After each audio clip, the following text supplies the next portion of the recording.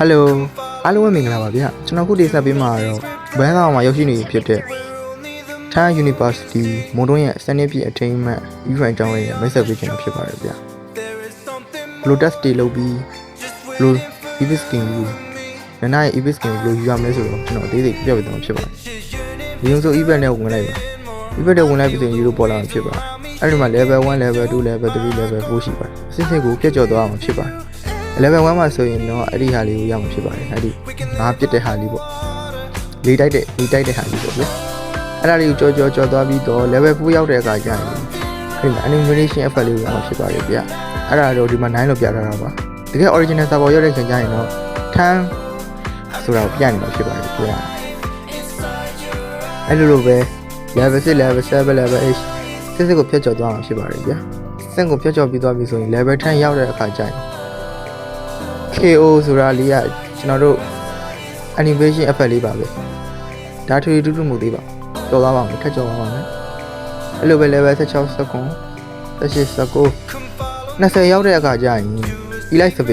skin တကောင် free ပေးသွားမှာဖြစ်ပါတယ်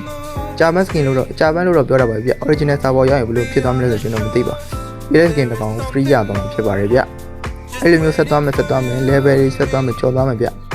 အဲ့လိုမျိုးကြော်သွားပြီး29 28 29 30ရောက်တဲ့အခါကျရင်တော့အဲ့လို animation effect လေးတခုရအောင်ပါဗျဒါ spawn effect ပေါ့ဗျ spawn effect မိုင်း sorry ပါဗျအဲ့လိုဆက်သွားမယ် level 35 36 39 38အဲ့လိုပဲဗျ40ကိုရောက်သွားတဲ့အခါကျရင် Thai University ဆိုပြီးတော့ animation effect လေးကိုရမှာဖြစ်ပါတယ်ဗျဒါကတော့ trade လို့ပြောစရာမရှိပါဘူးဗျဘုံစင်းတဲ့နီးလေးတွေပေါ့ဗျfree ရမယ်ဆိုတော့တန်တော့ပါလေအဲ့လိုပဲဆက်သွားမယ် level 50ရောက်တဲ့အခါကျရင်ဒီလိုမျိုး elite skin တကောင် free ထပ်ပေးတော့မှာဖြစ်ပါတယ်ဗျဂျာပန်ပေါ့ဗျဂျာပန်လို့တော့ရေးထားတာပါပဲမကွိုင်းနေပါဒီကွိုင်းနေနဲ့ဘယ်လိုလုပ်ရမလဲဆိုတော့ကျွန်တော်ပြရရင်သေးသေးထပ်ရှင်းပြပါမယ်ဟိုဒီတိုင်းပဲဆက်သွားမယ်ဟုတ်ပြီနောက်ဆုံးတော့ဘာမှမရှိတော့ပါဘူးဗျအခုပြောပြသွားမှာကျွန်တော်အဲ့ဒီ Nana skin ကိုဘယ်လိုယူရမလဲဆိုတော့ကျွန်တော်ပြောပြသွင်းပေးသွားမှာဖြစ်ပါတယ်ဗျဒီ Nana skin ကို1200နဲ့ point 1200နဲ့လဲရမှာဖြစ်ပါတယ်အဲ့ဒီ coin ကိုဘယ်ရမလဲဆိုရင်တော့အဲ့ဒီ coin ကိုကျွန်တော်တို့ကနေ့စဉ် log in plastic pro တို့ဘာတို့ဆော့ရမှာဖြစ်ပါတယ်အဲ့ဒါတွေကိုအရင်မလုပ်ခင်မှာရုံဆို event တွေကိုအရင်ဝေးလိုက်တာနေဗျကျွန်တော်တို့တွေဘာမှအမနိုင်နိုင်ကိုအပေါ်ဆုံးမှာလူပုံစံလေးရှိတယ်ဗျအဲ့ဒါတွေနှိမ့်လိုက်ရယူမီဆိုတာလေးကိုနှိမ့်လိုက်ဗျရယူမီဆိုတာလေးကိုနှိမ့်လိုက်ကျွန်တော်တို့အနေနဲ့စကင်တစ်ကောင်ရသွားမှာဖြစ်ပါတယ်ဗျ normal skin မှာကျွန်တော်ကတော့ blamo skin normal skin လေးရသွားပါတယ်ဗျအဲ့လောက်နှိမ့်လိုက်တာနဲ့ skin တစ်ကောင် free ရသွားမှာဖြစ်ပါတယ်ဗျဒါဆိုရင်ရန်တန်နေဗျဟုတ်ပြီဗျပြန်ထွက်လိုက်ပါတော့ပြန်ထွက်လိုက်ပြီဆိုတာနဲ့ကျွန်တော်တို့တာဝန်များဆိုတာလေးရှိပါတယ်အဲ့ဒါကိုနှိမ့်လိုက်ပါနှိမ့်ပြီးသွားရင်ဒီမှာ log in ဝင်မယ် plastic bro တော့မဟုတ်အဲ့ဒီဆိုအခု log in လေးဝင်လိုက်ရင်ကျွန်တော် coin 50ရပါတယ်ဗျအဲ့ဒါလေးကဘာကောင်းလဲဆိုတော့ဗျာကျွန်တော် state ရှင်းပြသွားမယ်နော် plastic run bro တိုက်တာဆိုတပွဲဆော့ပြီးတော့ကျွန်တော်တို့50 coin ရမယ်ဗျအဲ့ဒီလိုပဲအောက်မှာလေအဲ့တိုင်းမှာပဲဗျ6ပွဲတို့10ပွဲတို့15ပွဲတပွဲအဲ့လိုဆော့ရတယ်ဗျ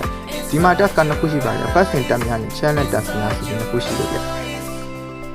ကျွန်တော်တို့ first in tab ကတော့ပြောပဲသွားမှာပဲစရိုက်စော့ပြီးအောင်တာပဲဗျ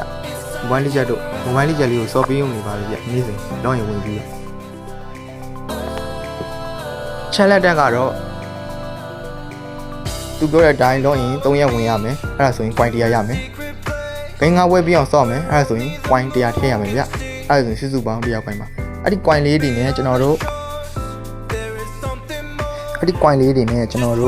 ဘာလုပ်ရမလဲဆိုတော့ဗျာအဲ့မှာနာနာရဲ့ EVIS skin ကို1200နဲ့လဲရမှာဖြစ်ပါတယ်ဗျာလဲပါတယ်ခုမှတော့ summer skin ပြထားပါတယ်ဒါပေမဲ့ original server ရောက်လာတဲ့ခါကျရင်တော့ skin အသစ်ပေါ့ဗျာနာနာရဲ့ skin အသစ်လေးကို coin 1200နဲ့လဲရမှာဖြစ်ပါတယ်ဗျာဘာထွေးတူးတော့မရှိတော့ဘူးဗျဒါပါပဲဟုတ်ကဲ့အားလုံးကျေးဇူးတင်ပါတယ်ဗျနောက်ဗီဒီယိုမှာပြန်ဆောင်ကြပါမယ်နော် ကျွန်တော်ရဲ့ဒီဗီဒီယိုလေးကပထမဆုံးဗီဒီယိုလေးဖြစ်တဲ့အတွက်ကြောင့်မို့လို့ follow လေးလုပ်ပေးခဲ့ကြပါဦးလို့တောင်းဆိုပါရစေဗျ